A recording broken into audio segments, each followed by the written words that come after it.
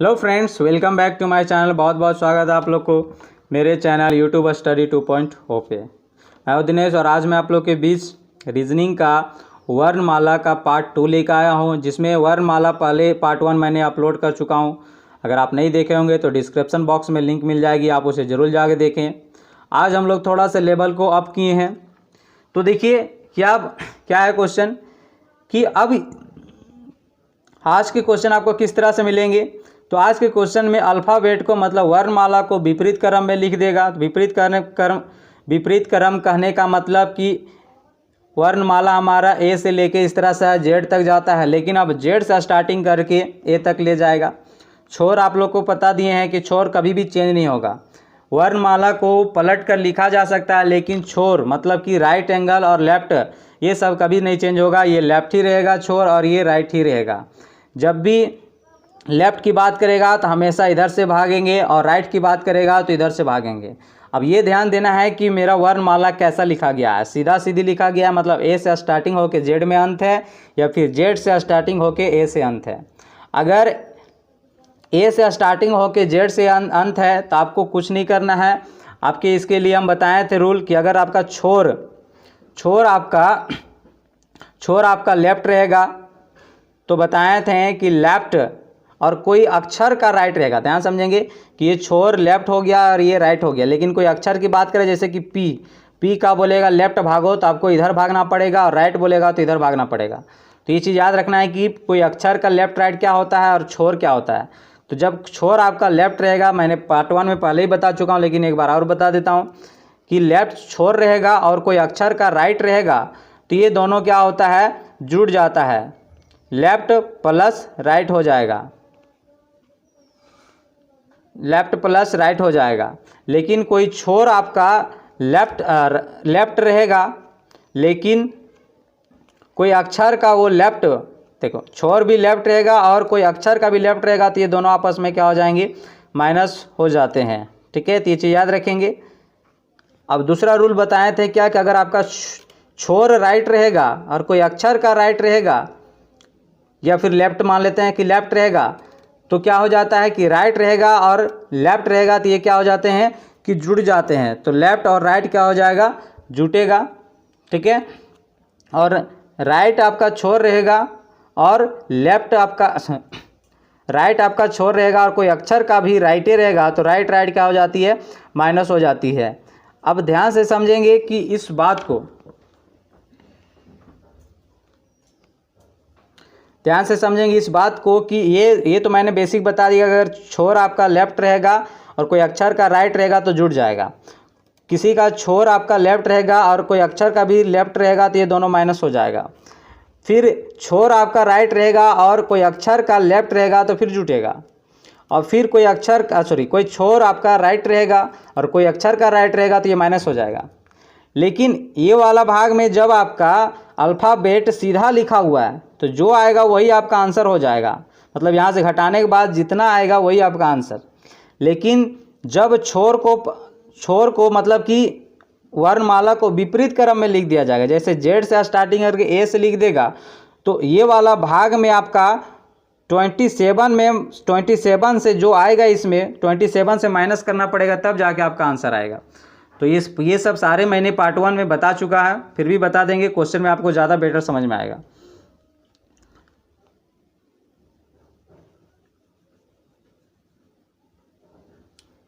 तो चलते हैं क्वेश्चन की ओर। तो क्वेश्चन क्या बोल रखा है कि अंग्रेजी वर्णमाला में अक्षर एन के बाएं पांचवां अक्षर के दाएं 10वां अक्षर कौन सा होगा। अब ध्यान से समझेंगे, अंग्रेजी वर्णमाला के बहुत सारे स्टूडेंट तो क्या करते हैं कि इस तरह से लिख लेते हैं, ठीक है, लेकिन इस तरह से आप लोगों को लिखना नहीं है। क्या बोला है कि अंग्रेजी वर्णमाला में क्या बोला, अक्षर एन के बाएं, तो एन का बाएं किधर होता है, इधर, एन का बाएं पांचवा जाओ, ठीक है, और फिर पांचवा अक्षर के दाहिनी, तो फिर पांचवा अक्षर के दाहिनी किधर आ जाएगा, इधर कितना, 10 आ जाएगा। तो ध्यान समझो कि एन का इधर 5 गया और फिर यहाँ से 10 आ गया, ठीक है, तो ये गया 5 और वापस आया 10, इसका मतलब इधर वो भाग गया कितना, 5। अब n जो होता है वो कितनावां स्थान में होता है, तो n का प्लेस वैल्यू कितना होता है, तो वो 14 होता है। ठीक है, 14 और 5 ये इधर भाग गया, तो 14 5 कितना हो गया 19, और 19 में कौन होता है s, तो आपका सही आंसर क्या हो जाएगा s। तो मैंने प्लेस वैल्यू और अपोजिट लेटर मैंने बता चुका हूँ, अगर आप नहीं देखे होंगे तो डिस्क्रिप्शन बॉक्स में मैंने लिंक दे दूंगा, उससे भी आप जरूर जाके देख लें। जब तक आपका प्लेस वैल्यू और अपोजिट नहीं मालूम होगा नहीं बनेगा आंसर। नेक्स्ट देखेंगे क्या बोल रखा है कि अंग्रेजी वर्णमाला में अक्षर m के दाईं ओर से पांचवा अक्षर के पांचवा अक्षर कौन सा होगा। अब m यहाँ पर ही लिख लो। अब m जो होता है इसका प्लेस वैल्यू 13 होता है। अब m के दाईं, अभी हम बताएं कोई अक्षर का दाईं और बाईं किधर होता है, ये वाला दाईं, ये वाला बाईं और ये वाला दाईं। तो m का बोला है क्या कि m का किधर जाओ, तो m का बोला है कि दाईं 5 जाओ, तो इधर गए 5, क्योंकि इधर ही होता है, इधर गए 5। फिर यहाँ कोई अक्षर मिला होगा, हमें नहीं पता। फिर उस अक्षर के फिर 5वें अक्षर के दाईं 5 जाओ और 5 जाओ, तो इसके फिर आगे 5 जाओ, तो ये आया कितना 5 5 टोटल 10 आया, और ये टोटल कितना में है 13 में, तो 13 और 10 कितना हो जाएगा 23। और 23 में कौन होता है, तो ध्यान समझेंगे 23 बीच वाला वर्ड आप लोग को हम लोग अपोजिट लेटर और प्लेस वैल्यू हम 13 तक ही सिखाए थे, लेकिन कुछ वर्ड को बीच में हम सिखाए थे, जैसे कि T20 याद रखे थे कि T से T20 याद रखना, मतलब कि T का प्लेस वैल्यू 20 होता है, और 20 से आप 1-2 आगे जा सकते हैं और 1-2 पीछे आ सकते हैं। तो T के बाद U, उसके बाद V, उसके बाद W, तो ये हो जाएगा 20 21 22 23। तो U जो हो जाएगा 23 में जो हो जाएगा कौन हो जाएगा W, तो ऑप्शन नंबर आपका B क्या हो जाएगा सही हो जाएगा। चलिए नेक्स्ट क्वेश्चन देखते हैं। क्या बोला है कि यदि अंग्रेजी वर्णमाला के विपरीत क्रम में लिख दिया जाए, अब क्वेश्चन आ गया, तो अक्षर P के ठीक बाएं कौन सा अक्षर होगा।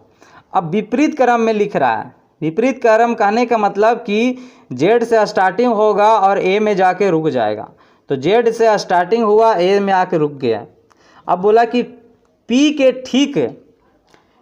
ठीक बाईं और कौन सा अक्षर होगा, तो ध्यान समझना कि P के ठीक बाईं इधर से P आ रहा है, ठीक है। अब ध्यान समझेंगे कि P इधर से आया, अब भले ये इस क्रम में लिखा गया, मतलब कि वर्णमाला को विपरीत क्रम में लिख गया, लेकिन छोर आपका कभी चेंज नहीं होगा, ये लेफ्ट ही रहेगा, ये राइट ही रहेगा। तो P का ठीक बाएं किधर होगा, तो ठीक P के बाएं ठीक इधर ही होगा, ठीक है। तो P के बाद क्या आता है P Q, तो आपका सही आंसर हो जाएगा Q, ठीक है। छोर कभी नहीं चेंज होगा। अगर सीधा लिखता तो P को हम लोग इधर भागते दाएं, लेकिन ये इधर से आ रहा है, ठीक है, इधर अगर सीधा क्रम में लिखता तो बाएं भी आपका इधर ही आता, मतलब कि पीछे आते हैं, लेकिन ये इसको उल्टा लिखें इसलिए हम लोग आगे की ओर बढ़े, मतलब P के बाद Q गए। चलिए नेक्स्ट क्वेश्चन देख रहे हैं हम लोग क्या है। यदि अंग्रेजी वर्णमाला को विपरीत क्रम में लिखा जाए तो दाईं ओर से, ध्यान समझेंगे, छोर को हम कैसे पता लगाएंगे कि छोर की बात हो रहा है, तो दाईं ओर से रहेगा, से लिखा रहेगा तो समझ आना ये छोर की बात कर रहा है, और जब छोर की बात करेगा तो आपको पूरा किनारे से भागना है। क्या बोला है कि विपरीत क्रम में लिख दिया जाए, तो Z से लेके A तक लिखा। अब बोला कि दाईं छोर से, तो हम बोले क्या कि भले ही वर्णमाला को विपरीत क्रम में उल्टा करके लिखा जाता है, लेकिन छोर हमेशा वही रहता है। तो दाईं ओर से मतलब इधर से 10 आया, ठीक है, दाईं ओर से 10वां अक्षर कौन सा होगा, तो दाईं ओर से 10वां अक्षर 10 में कौन होता है जी, जम्मू कश्मीर बताए थे कि जम्मू कश्मीर में जब भी युद्ध होता है 10-11 गोली चल जाता है, मतलब जम्मू में 10 चलता है। इसका मतलब कि J में प्लेस वैल्यू 10 में प्लेस वैल्यू क्या होता है J, तो आपका सही आंसर जो हो जाएगा B आपका बिल्कुल सही हो जाएगा कि दाईं ओर से 10वां अक्षर कौन सा होगा, तो J होगा। नेक्स्ट हम लोग देखते हैं क्या बोला, यदि अंग्रेजी वर्णमाला को विपरीत क्रम में लिखा जाए, फिर Z से लेके A तक लिख रहा है, छोर आपका कभी चेंज नहीं होगा, ये राइट छोर ये लेफ्ट छोर। तो बाईं ओर से 15वां अक्षर कौन सा होगा। अब इधर से जाना है बाईं ओर से 15 अक्षर, तो हम उस दिन बताए थे कि बाईं ओर से आपको 15 पीछे चले जाइए, तो बाईं से तो आप 15 आ जाएंगे, तो आप इसको उस तरह से लिखा रहेगा ये वाला, तो ये वाला से आप 15 पीछे चल जाएंगे, ठीक है, इस तरह से पीछे आप जा सकते हैं। लेकिन आपको इतना नहीं करना है, आपको डायरेक्ट करना है क्या कि आपको डायरेक्ट देखना है कि मेरा आंसर कैसे आएगा। तो जब भी Z की तरफ से भागेंगे और आपको सीधा सा आंसर लाना है तो 27 में माइनस करना पड़ेगा। तो 27 में माइनस करेंगे 15 को तो कितना बच जाएगा, 12 बच जाएगा। और 12 में कौन होता है तो एल। तो आपका सही आंसर जो हो जाएगा डी एल। एल को याद रखने के लिए एल से लब याद रखना है, लब में अपोजिट लेटर ओ हो जाएगा आपका। नेक्स्ट क्या है कि यदि अंग्रेजी वर्णमाला को विपरीत क्रम में लिखा जाए तो दाईं ओर से 11वें अक्षर के दाएं 7वां अक्षर कौन सा होगा। अब ध्यान से देखेंगे, यहाँ पे जो रूल मैंने बता रहे थे वो यहाँ पर यह इम्प्लीमेंट करना है। जेड से स्टार्टिंग हुआ, जेड में ए में आके अंत हुआ, छोर आपका वही रहा, ये लेफ्ट ये राइट। अब यहाँ पे छोर देखना है कि किधर से भाग रहा है, तो दाईं से, तो दाईं से 11, तो आपका मतलब कि राइट दे रखा है, राइट दे रखा है छोर आपका कितना 11वां, ठीक है। और फिर कोई दाईं से आया और उस अक्षर का फिर दाएं 7वां जा रहा है, तो दाईं से आ रहा है और फिर वो दाईं। तो अभी हम बताए थे कि राइट राइट क्या होता है जी, तो राइट राइट घटता है, राइट राइट क्या हो जाता है घटता है। तो राइट और राइट, एक राइट 11 है और एक राइट 7 है, तो 11 माइनस 7 कितना बचेगा आपके पास 4। और 4 हम ध्यान से देखेंगे 4 किधर से भाग रहा है, तो 4 आपको इधर से भागना है दाहिनी की ओर, क्योंकि छोर बोला था दाहिनी।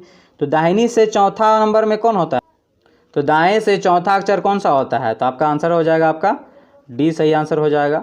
चलिए नेक्स्ट हम लोग देखते हैं क्या बोला है। यदि अंग्रेजी वर्णमाला को विपरीत क्रम में लिखा जाए तो बाईं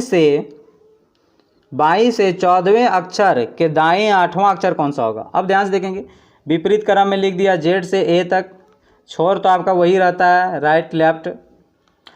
अब किधर से भाग रहा है, तो बाएं छोर से, और बाएं छोर से इधर से भागेगा तो जेड की तरफ से, और जेड की तरफ से भागेगा तो जो माइनस करने के बाद आएगा उसको 27 में माइनस करना पड़ता है। इधर से भागता, जैसे कि अभी इससे पहले वाला क्वेश्चन में इधर से भाग रहा था, तो इधर से जितना आया घटाने के बाद 4 आया, तो 4 में ही जो प्लेस वैल्यू आता है 4 में कौन आता है डी, तो डी आपका आंसर सही हो गया।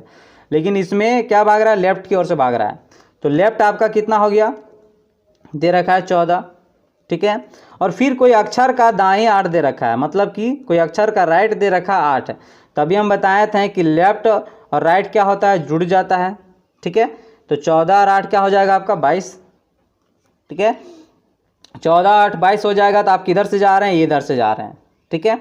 अब इस वाला भाग से जा रहे हैं तो आपको 27 में जो आएगा उससे माइनस कर देना। जेड की तरफ से भागेंगे तो हमको हमेशा आपको माइनस करना पड़ेगा 27 में। अब इसको 27 में 22 को माइनस करेंगे तो आपका क्या आ जाएगा 5, और 5 में कौन होता है, तो आपका आंसर क्या हो जाएगा ई, ऑप्शन नंबर बी आपका सही आंसर है। चलिए नेक्स्ट देखते हैं क्या बोल रखा है कि यदि अंग्रेजी वर्णमाला के प्रथम अर्धांश, मतलब कि फर्स्ट स्टेप, इंग्लिश में फर्स्ट स्टेप बोलते हैं, के आधार को विपरीत क्रम में लिखा जाए। अब ध्यान से समझेंगे, फर्स्ट स्टेप जिसे सेकेंड स्टेप किसे कहते हैं, तो ध्यान समझेंगे कि ए से लेके जेड तक होता है, तो ए से लेके एम तक को फर्स्ट स्टेप कहा जाता है और एन से लेके जेड तक को सेकेंड स्टेप कहा जाता है, मतलब कि प्रथम अर्धांश और द्वितीय अर्धांश कहा जाता है।